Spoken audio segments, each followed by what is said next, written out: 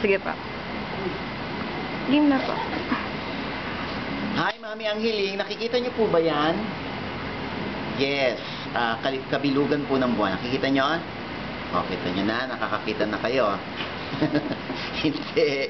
Ibig sabihin, malinaw pa rin ang mata ninyo. Nagsasalamin ba kayo? Nakasalamin ba si Mami? Si Mami Anghiling? Hindi.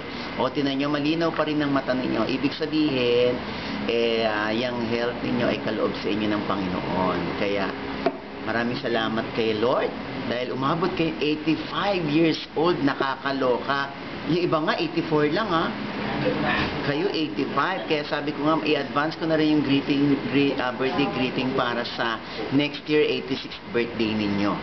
Kaya happy birthday, Mami Anghiling, at ingatan niyo po ang kalusugan ninyo at wag na po kayong gumimik ha. Basta manatili na lang po sa bahay. Wag nang gumimik. Pwede magmadyong. Yan. Happy birthday at more years to come. Oo. Ibig sabihin, pag 85, inabot kayo 85, aba, bonggang bonus yun from Lord, ha? And happy birthday!